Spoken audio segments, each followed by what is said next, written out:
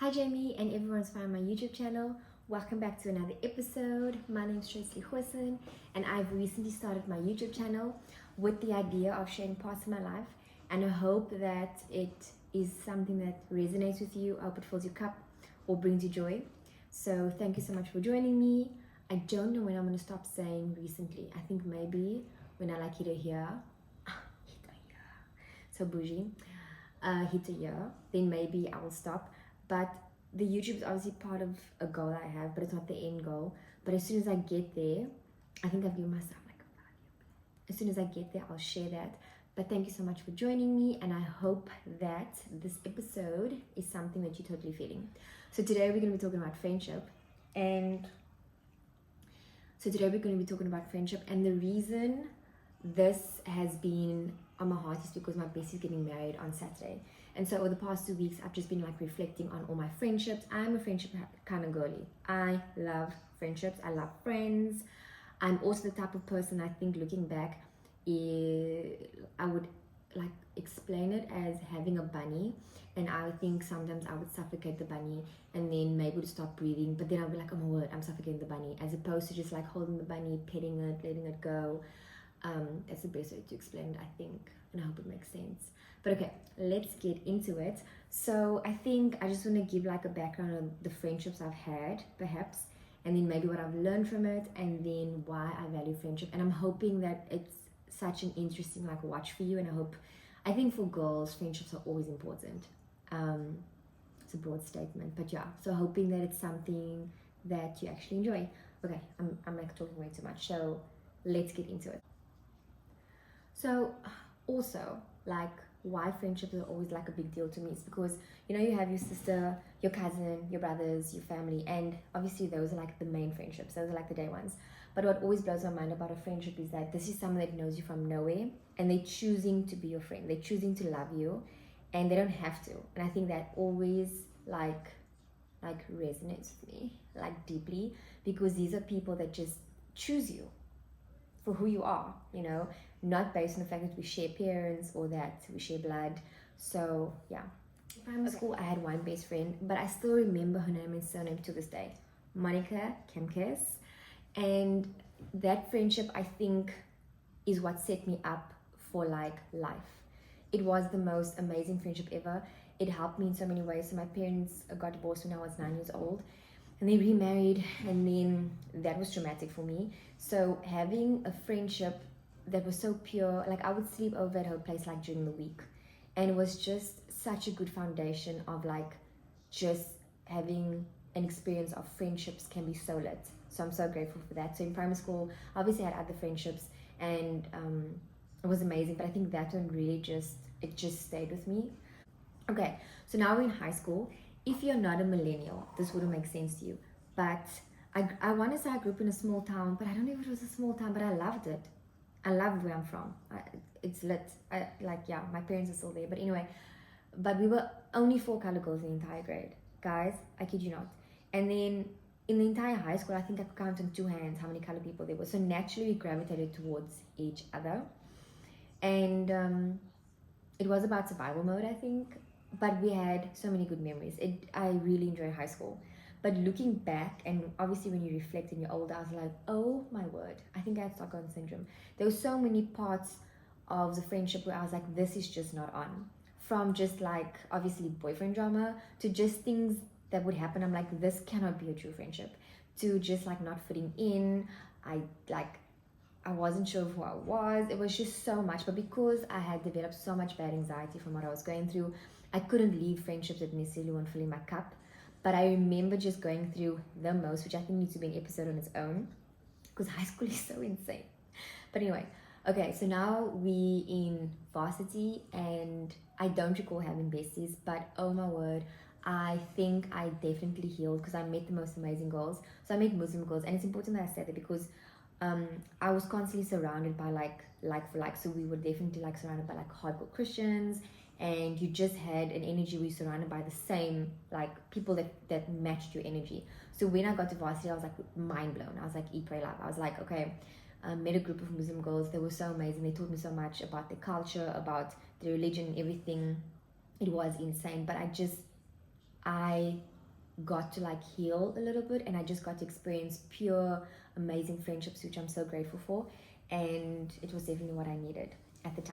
Okay, so then I started working, and then I met like my work bestie. And as all great friendships start, we did not like each other when I started working, but then we became besties to the point where we were wearing each other's clothes, or we were wearing the same clothes. And I'm sure many of us can relate to that kind of like season in your life where you are so close to someone that it's possible people think you are dating. That's the only way to express it.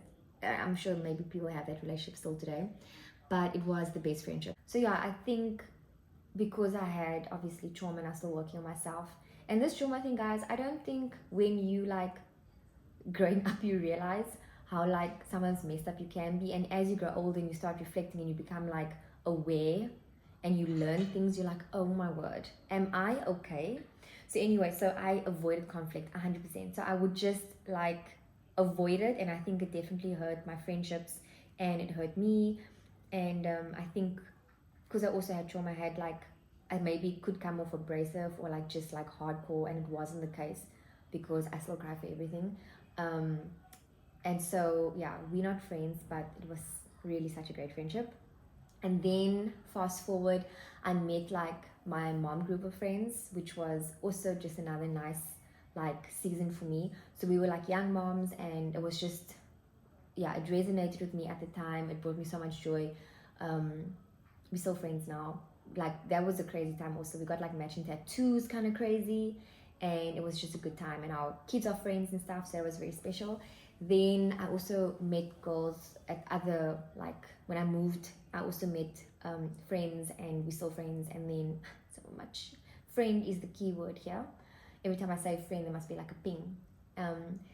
And then with my husband, he had a group of friends, and through that I also, through him, I also met a group of girls. And it's like a mixture right now. So we have married peeps, single peeps, and now I have like a big like friendship circle, and it is so lit. Okay, so that's just a little bit of like my history.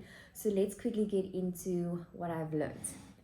So firstly, friendships don't always have to be that deep. Like for the longest time, I was of the view that when you're someone's friend, they need to know absolutely everything about you. Like you have to be raw, you have to be like open.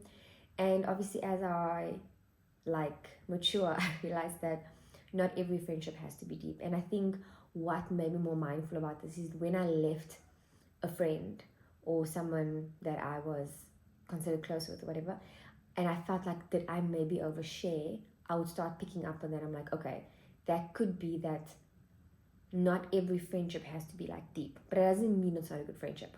And the second thing is friendships can serve different purposes. Just to hop on and like piggyback, because now at work, to piggyback on the first point is that just because a friendship doesn't necessarily seem deep, it doesn't mean it's less valuable. So I have certain friends that I would go to for marriage advice. I have certain friends I'd speak to about mom things, and I have friends that I would go to if I just need a break. It doesn't make one friendship less valuable than the other. Obviously, I wouldn't go to a single friend and be like, oh my word, you know, this is what I'm experiencing in my marriage. I would go to someone who's been married for over a decade to seek advice. The same, I wouldn't go to someone who doesn't have a child and be like, look, I'm struggling with the girls, you know, what do you think? So that's what I mean with your different friendships serve different purposes, but the depth of that, again, you know, it doesn't take away the value of those friendships. Okay, third, your partner becomes your best friend. There's something we learned in marriage class.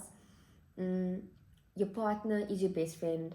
They're the ones that know the color of your underwear, and you're very deep with them.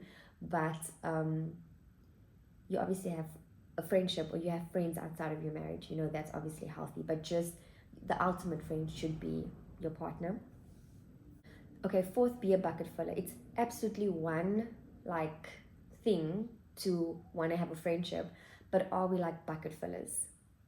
So growing up with trauma, I either found myself suffocating my friendships or over serving.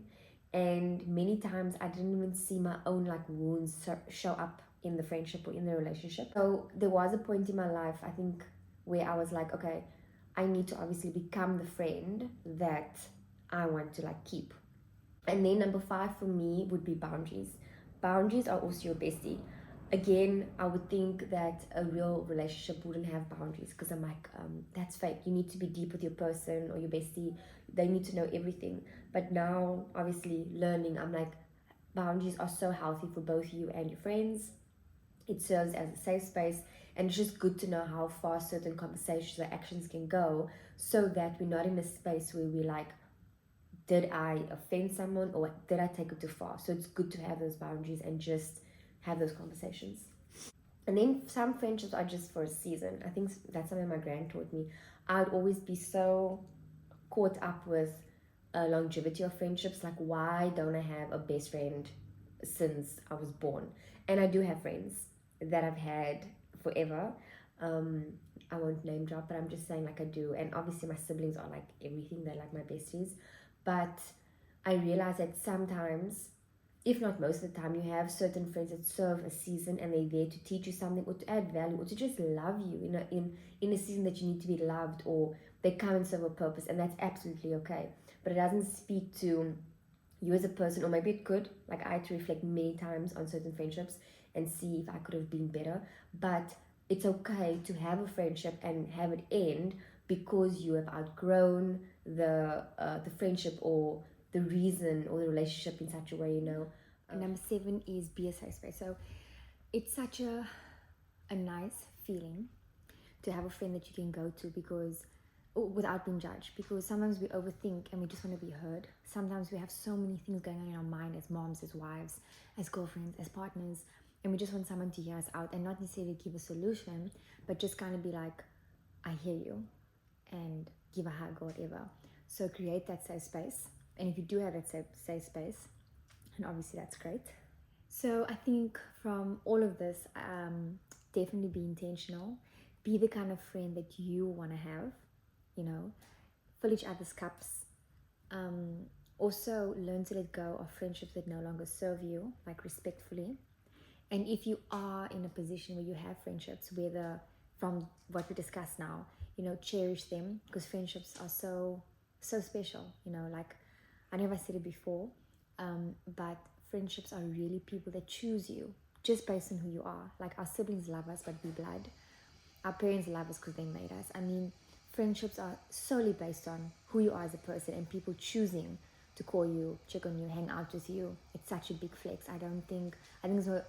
I'm sure we all appreciate friendship, but it's so underrated to have someone that sends you a reel or a meme. So definitely cherish those. I think open yourself up. Like, friendship is so good for your soul, or just relationships in general. Like, don't be scared to open up. Obviously, we're gonna find ourselves in situations that we're like, okay, this is not for me. But be vulnerable, because once you do find your click, it is absolutely like the best.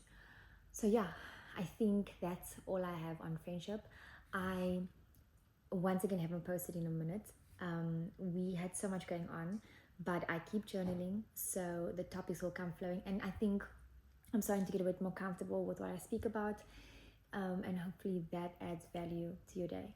Okay, thank you so much for joining me.